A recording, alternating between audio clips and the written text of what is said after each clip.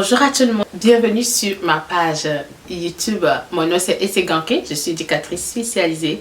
Si c'est la toute première fois que vous venez sur ma page, je suis contente de vous voir et merci d'être là. Je vous invite à vous abonner, à aimer et à partager.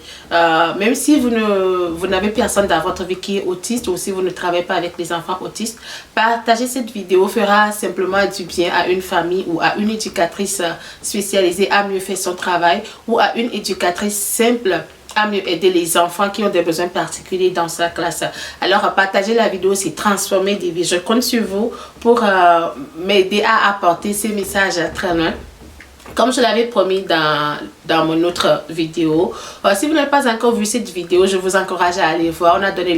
J'ai donné la définition de l'autisme selon chacun, selon les professionnels, selon les parents, selon la personne autiste elle-même. Alors aujourd'hui, comme j'avais promis, je vais parler des caractéristiques de l'autisme. Je vais les définir et donner des exemples.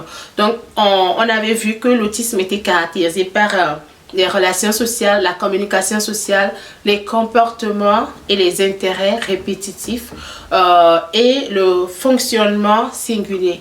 Alors, le fonctionnement singulier rejoint à peu près les relations sociales. Donc, je vais combiner les deux aujourd'hui. Je vais parler de ça et je vais donner des exemples précis. Mais avant d'aller plus loin, je vais vous dire que ces caractéristiques que je vous donne, ce n'est pas un diagnostic. Si vous voyez un des caractéristiques dans quelqu'un, ça ne veut pas dire forcément que la personne est autiste. Pour savoir si une personne est autiste, il faut un diagnostic en bonne et due forme. C'est les psychologues ou les neuropsychologues qui ont habilité à poser ce diagnostic. Parce qu'avant de dire que quelqu'un est autiste, il faut voir le contexte familial, l'histoire de la personne. Alors ne vous promenez pas dans la rue pour dire « Ah, tel enfant est autiste » ou « Cette personne est autiste ». Ok. Alors nous allons voir les caractéristiques relationnelles. Les autistes ont une manière différente d'aborder les gens, de se comporter dans la société, d'exprimer leurs émotions. Par exemple, une personne atteinte de l'autisme, elle peut être indifférente aux autres, ou elle peut être indifférente aux émotions qu'on lui apporte, ou oui, aux émotions, ou le fait de rentrer en contact avec les autres, c'est un peu difficile et c'est différent. Ça, c'est un caractéristique qui est commun à toutes les personnes autistes. Mais comme je l'ai dit plus haut, c'est pas parce que quelqu'un présente un de ces signes que vous allez dire que la personne est autiste.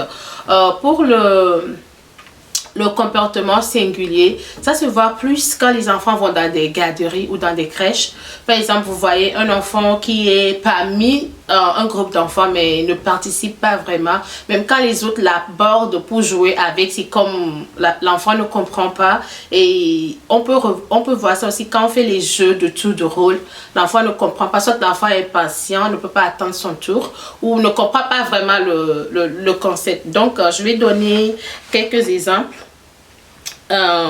Exemple numéro 1, c'est un enfant qui ne comprend pas des signes d'affection. Par exemple, quand quelqu'un dit je t'aime, ou quand quelqu'un est, ou l'enfant qui n'arrive pas à lire les émotions, quand quelqu'un est triste, peut-être un enfant ou un de ses amis peut se faire mal et est en train de pleurer, mais lui va se mettre à rire, ou il ne comprend pas, ou quand il fait du mal à quelqu'un. Par exemple, quand il frappe quelqu'un, il ne peut pas dire comme je suis désolé ou avoir ce regard, ce regret dans son visage.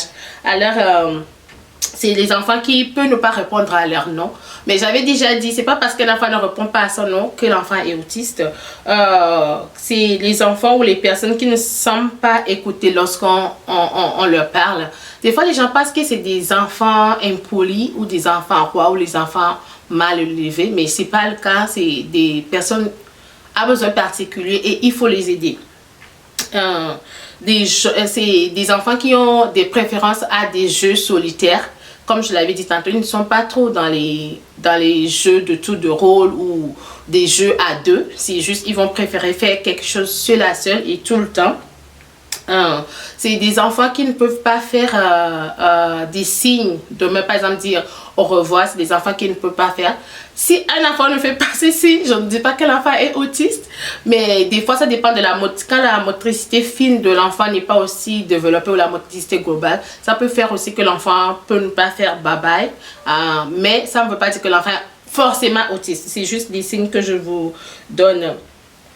C'est des personnes qui ne réagissent pas à des difficultés avec autrui. Par exemple, quand deux personnes se bagarrent, c'est des gens qui ne vont pas vraiment comprendre c'est quoi la chose. Alors ça, c'est des caractéristiques et des exemples qui régissent les personnes atteintes de l'autisme. Donc si vous pensez que votre enfant, si vous avez des petites doutes, si vous pensez que votre enfant serait peut-être autiste, ou votre enfant répond à ces caractéristiques, ou quelqu'un que vous connaissez, je vous encourage à aller chercher de l'aide et pour en être sûr. C'est mieux de chercher de l'aide et voir si l'enfant n'a rien, c'est tant mieux. Mais si vous ne cherchez pas de l'aide et que l'enfant a un besoin particulier, mais vous ne faites rien là, l'enfant va avoir des problèmes. C'est après l'école que les problèmes se font vraiment voir.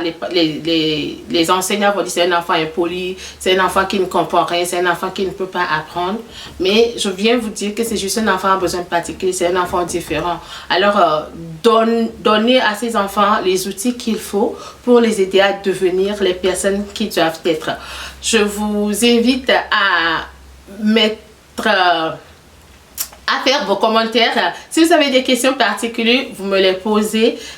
Merci à ceux qui m'ont envoyé des emails la semaine passée pour poser des questions. Alors, je vous retrouve dans mon autre vidéo pour traiter les autres caractéristiques et vous donner des exemples. N'oubliez pas d'aimer et de partager. Je vous retrouve la prochaine fois. Au revoir.